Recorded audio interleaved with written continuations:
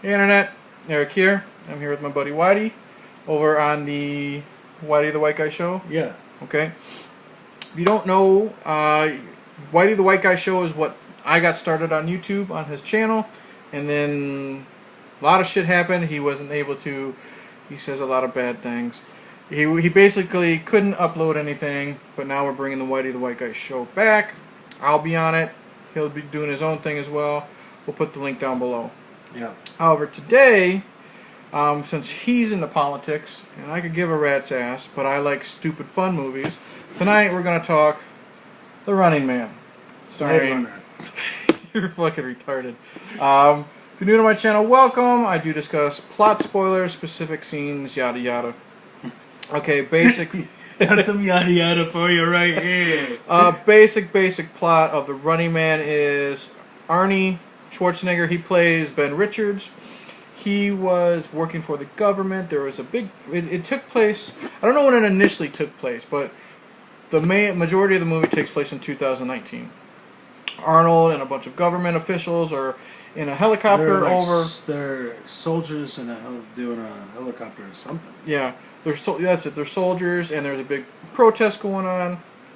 They're ordered to open fire on these protesters, and Arnold, being the hero, says, "No, I can't do that." Yep. He refuses. They beat the shit out of him, knock him out. He wakes up. We're now in the future. I don't know how long it is.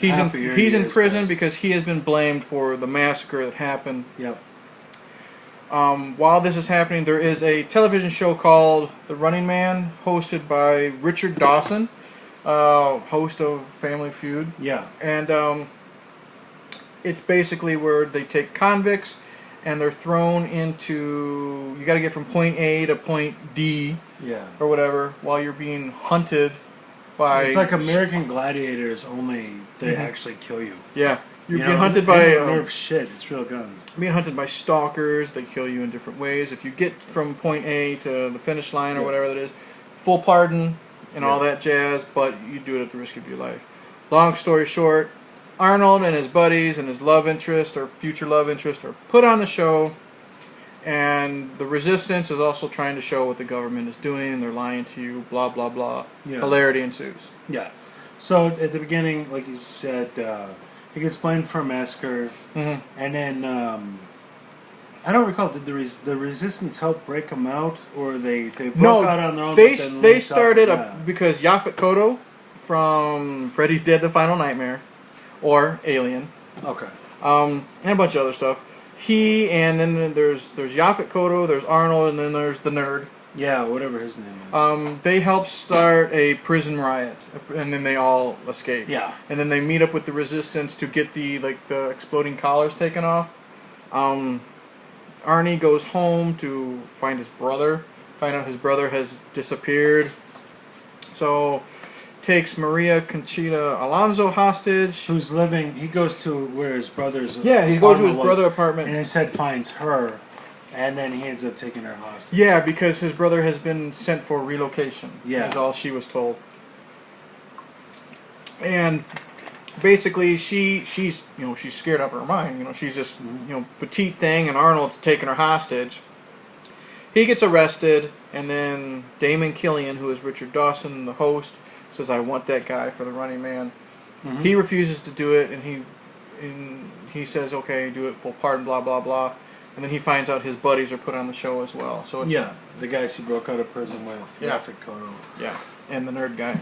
And so they're all thrown into, how would you describe it? It's just, They're like this wasteland. Well, yeah, of horrors. And so you're put into, like, say, an arena, like a stage, like, expansive, like, dystopian kind of, and then you're being hunted. And you live, you get your pardon, you die, you dead. Okay. That, and then they make long story short, is the plot. Yeah. And then when we were talking about politics earlier, it's an interesting thing because here you have, obviously, it's a TV show. It's going to be owned by a corporation of some nature, but they're tied into, they frame this guy, and then they bring him on the show and they frame, what the girl, I think she was a school teacher.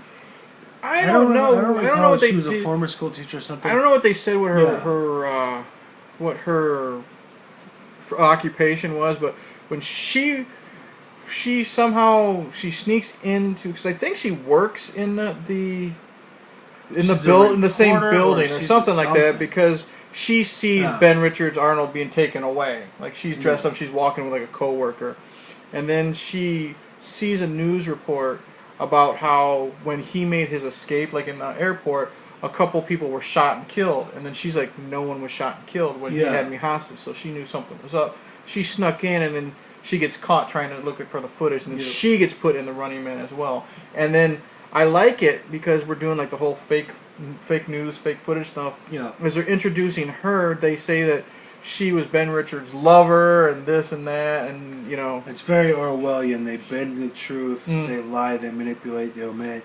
And then they put political prisoners in there to disappear them, basically. Yeah. Only, so the corporation and the government is fused together. And the corporation, in so many ways, tells the government what to do, as opposed to the other way around. And as we were talking before, it's like, you know, they called it. That's the way it is. Yeah. So we're coming up on 2019. Yeah. Oh, 2019. Yeah. And they got it about right. Yep. In a lot of ways. I love this movie. I don't know if it came out before. Let's see. This came out in '87. Commando came out in '85. So Arnold's already known for like the over-the-top action and the one-liners. We get the over-the-top action and the one-liners. Like every time he kills somebody, like the first, and some of it's really retarded. Yeah. But like, and each stalker has their own like specialties. Like the first person they find is a guy named Sub-Zero, and he's this big fat Asian dude that he has like this hockey stick that's got a blade on the end of it. And he hits like exploding hockey pucks. Well, we all know Arnold wins, so he kills this guy. And he says, "Here's your Sub-Zero." Now he's playing Zero. Yeah, stupid shit like that. Sub-Zero, just now, regular Zero. Yeah. And if he was anybody else, he'd just be like, oh my god. But Arnold's allowed. But to it's do it. Arnold, so he's allowed. Yeah. Or when he makes it work somehow. There's the guy named Buzzsaw, and he's this big biker with a chainsaw, and he gets a chainsaw. I always felt bad for that guy. I thought that was. He gets the chainsaw to the dick, and they're like, "What happened to Buzzsaw?" Oh, he had to split. It's just so stupid, but because it's Arnold, it's allowed somehow. Like he's able to say that line, and it works. Yeah. So I love Arnold because it's 80s Arnold here. Yes. Yaphet Kotto and the Nerd. That's all I'm gonna call them. They're okay. They're I'm sure okay. his parents gave him a name. They do okay, I think, with Arnold. They're not buddies. They just want, to help the resistance. Because while they're there, they need to get some satellite code so they can uplink, like, the truth of what's really going on. What really happened. So, I mean, they're there just for body count is what it is. But I like them. There's more Yaphet Kotto than the nerd guy because obviously we don't know his name and he's not an important actor. I can't think of him in anything else. So I love Richard Dawson though. Yes, he's so likable as a hateable guy. He is one we've mentioned it before on the old Whitey the White Guy show. I've mentioned it on my channel a couple times here. It's great when you have a villain who's so evil and disgusting, but he's got a charisma about him that you love. Alan Rickman in Die Hard. Kurtwood Smith in RoboCop. Definitely. And Kevin Spacey in Seven. Evil, evil dudes, but there's something about them. You're like, I want them to win a little bit. Of course, Joker. The Dark Knight. Yeah, the Joker. He's a psychotic, but you love the Joker. Like, you think you can just take our money and get away? And he's like, yeah. Yeah. But Richard Dawson here, he's a game show host because he was a game show host on Family Feud, but he's amped up to like 11. Yeah. As a cliche, he's an asshole behind. Like I love how, like when he's on camera, bring the family along. Running Man home game. Who are you gonna pick for the next stalker? And then like he's walking into. I love the scene where he's walking into the office. And it's this kindly, sweet old janitor, and he's mopping the floor, and he accidentally hits Richard Dawson with the broom or with the mop, and he's like, "Oh, I'm so sorry." And Richard's like, "That's okay, it's okay. What's your name?" Jim, you know what, don't worry about it, nothing's ever going to happen, think nothing of it. Oh, thank you. And as he's walking away, he's talking to his assistant. If that man is mopping the floor tomorrow, your ass is grass, or some shit like that. So he's great being the asshole behind the scenes. Yes. But he's got enough charisma where you would believe, the happy-go-lucky nice guy on screen. So I love that. Not a split personality, but a change in personality. Yeah, he's got the facade in front of the talk show host, but then he's just a sick fuck, really. Yeah. Maria Conchita Alonso, when you can understand her, because she's got a thick Spanish whatever accent. I don't know what she is. I don't know if she's Puerto Rican or whatever. Sexy as hell. The only time she's ever sexy, because other times she in Predator 2 or Colors or Lords of Salem. She was in Colors? Yeah, she was Sean Penn's girlfriend. I'm going to have to go watch that again. I know Colors. Mm-hmm. Everybody dies. Spoilers. Yeah. From 1985 or whatever. From a film nobody else saw. Yeah. But she's got an okay chemistry with Arnold. I like how she's afraid of him in the beginning, and then she kind of warms up to him because they're going to fall in love or at least fuck by the time the movies are over. Of course.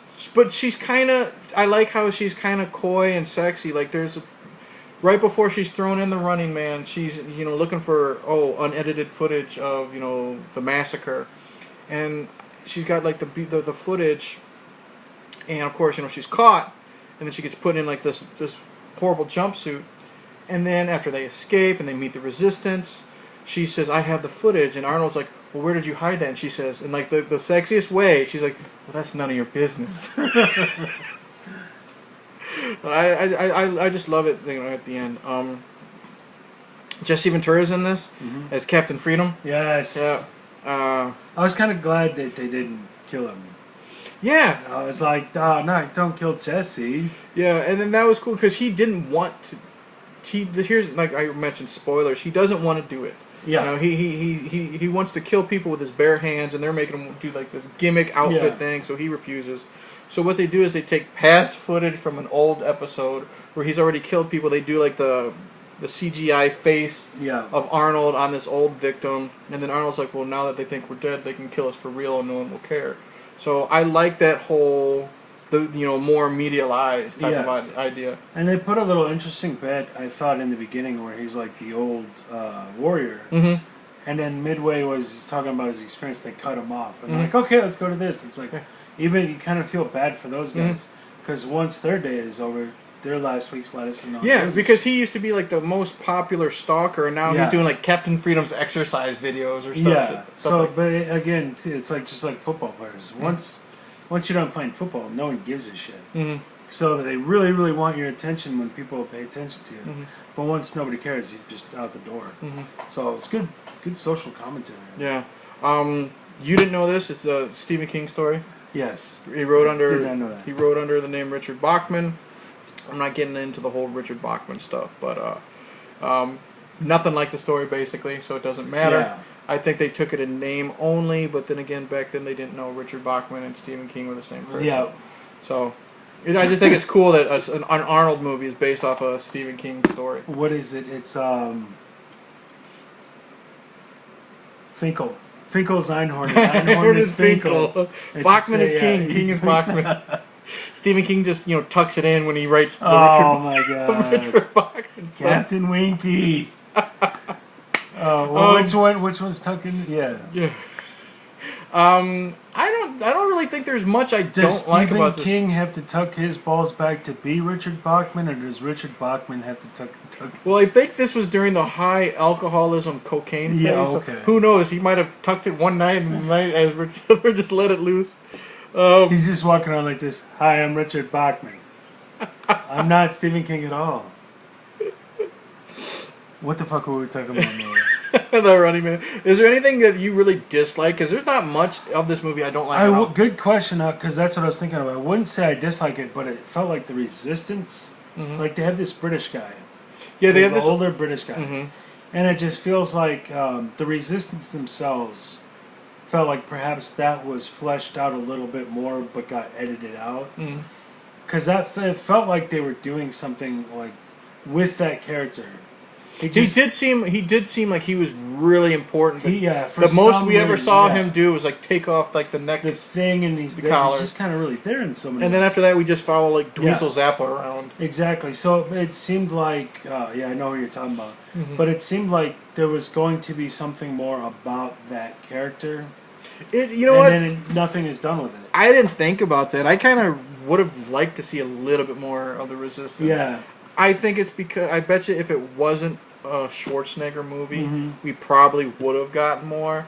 But since it's Arnold and we've already had Terminator, we've had Commando, Predator, we want the action. We want that's a really good point because it's like an action film, but it's dystopian, social commentary as well. And so they did a really good job of blending the two. I thought it worked better than a lot of attempts at the similar kind of film. Paul Michael Glaser is the director. I have no idea. Okay. Here's something funny. You like the story. You like the idea. The screenplay was written by Stephen E. D'Souza. One guess of what he directed. Now, you like the screenplay, so do you think it's a good movie or not? Yeah. Street Fighter with Jean-Claude Van Damme. Oh my god. And that's why we've never heard of him. Yeah. He's never done anything since. That's a film we're going to have to review. We'll do that on your channel. I remember... we could watch it sometime. God, I remember bits and pieces, but I remember my reaction, generally speaking, being, yeah! That's great because it's just awful. That's great because guess what? What? I love it. Oh, Jesus. I love the set design. I love. We're talking about this now. Yeah, okay. We're back to the Running Man. Love the set design of the Running Man. The dark alleys, the burning garbage cans. Yeah. The homeless people do look like homeless people. And then they cut away to where they're doing gambling and stuff. And here's the odds. They sell the world well. I like the differences between you got the homeless people and then the dark and despair, but then you also see like the clean businesses and stuff like that. So it's shot wonderfully.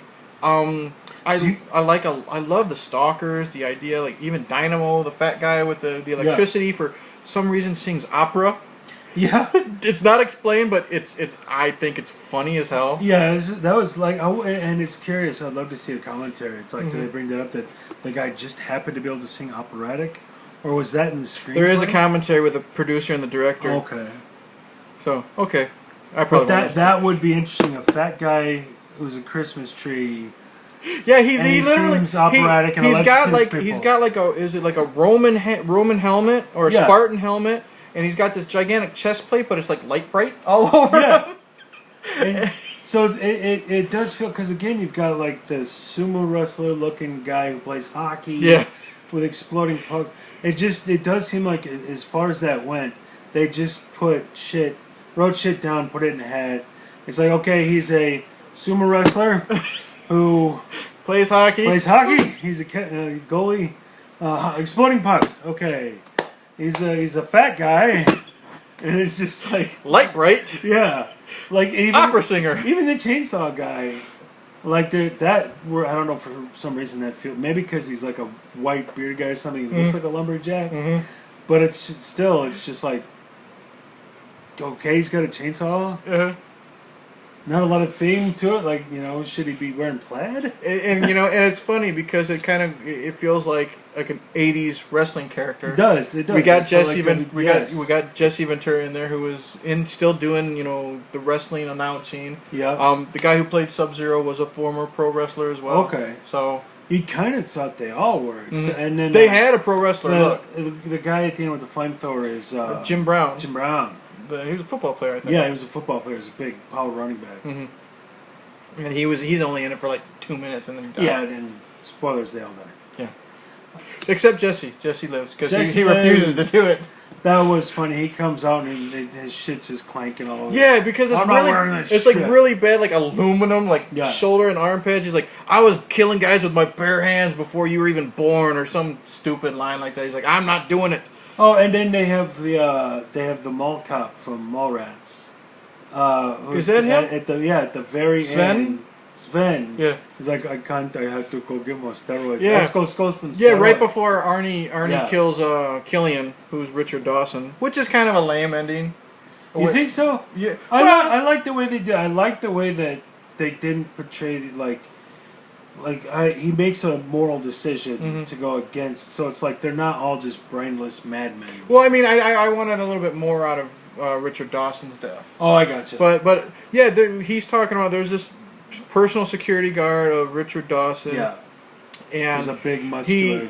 I won't spoil how Killian is killed, but there's this scene where basically he's telling, we'll call him Sven. I don't know if that's his name here or not, but he says he's LaForce. That's it. His Okay, right, LaForce. And he's saying, go kick Arnold's ass, or what are you gonna do about this? And he just looks. He's like, well, at least I got to score some steroids, and then he walks away. No, he's like, I think Sven. He's talking to Arnold's character. He's like, I think Sven has some words for you, or something. He's like, and he looks at Schwarzenegger. He's like, I have to go score some steroids or something, and that's when he just walks away. But it's I like the fact that they weren't just all mindless drones.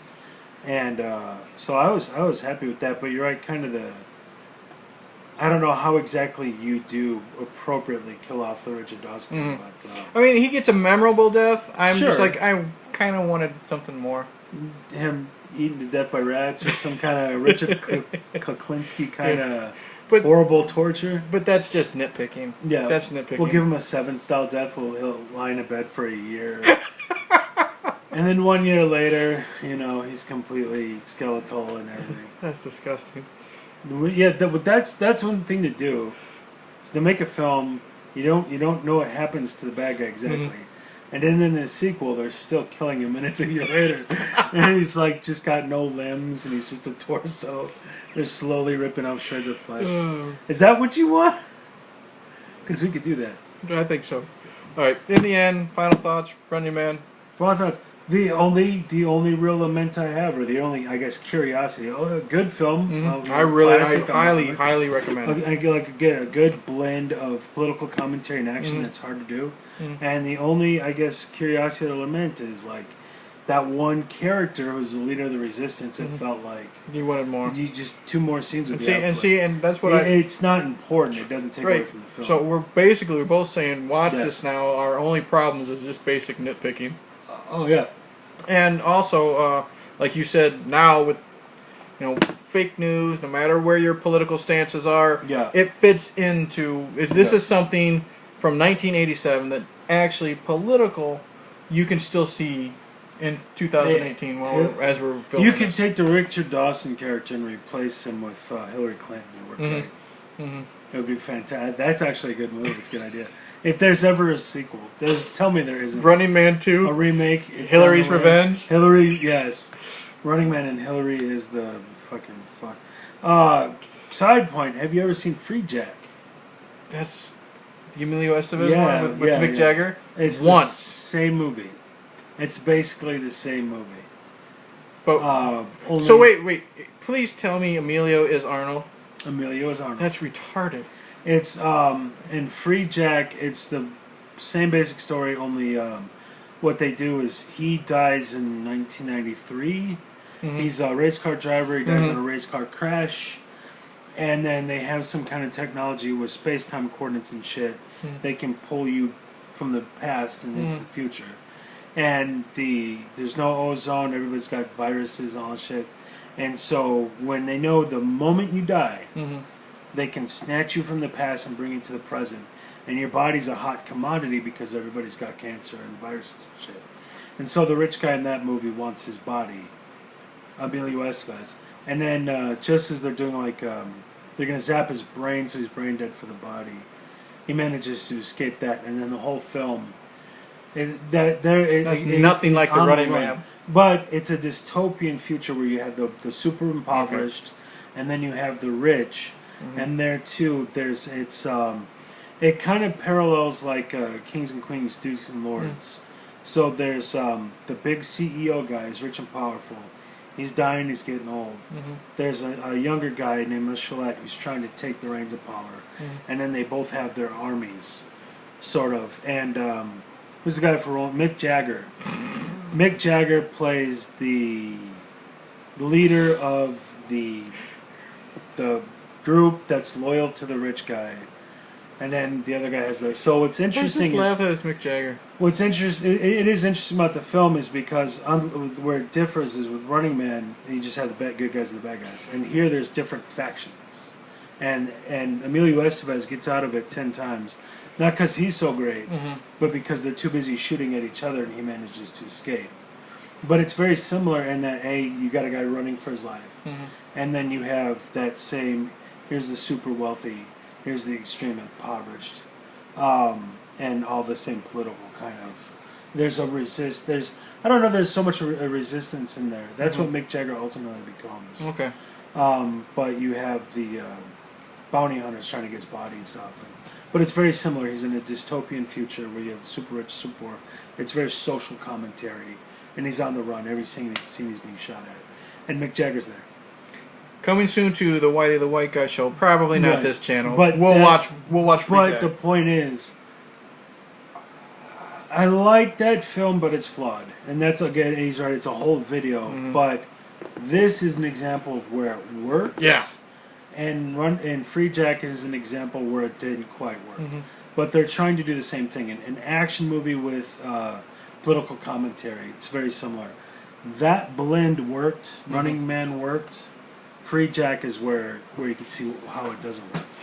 So it's a difficult blend to give people that story and give them that message and make it exciting, and not lose the audience. So, Free Jack with Emilio Estevez. Don't lose the audience like we've just already like done. we just did. Anyways, we both highly this is your channel. highly recommend The Running Man with Arnold Schwarzenegger. Yes, absolutely. Lots of fun. That's it. Thank you for watching. Like and subscribe. He's got to go to bed. I just woke up. Yeah, fucker. Like and subscribe. Click the bell. That whole stupid spiel. I'm going to put the link below for Whitey the White Guy show. Like I said, he's going to be doing a lot of stuff. He's back. He's bringing it back. All that cliches. Movie reviews, retro video games by boobs. Yeah. But I'm gonna put. They're nice tits. I don't know. They are smaller. You're getting a lot slimmer. They used to be triple D, and now I'm like a C cup or something. Yeah. Remember how we were talking about losing the audience? They're fucking gone. They're gone. Anyway, except for my guys who are all flaming queer for some reason. I don't have any beer on me, but I will say cheers. And yes. You ready for Good Journey? Yeah. Good journey. And I'm not explaining what that is either. No, fuck it.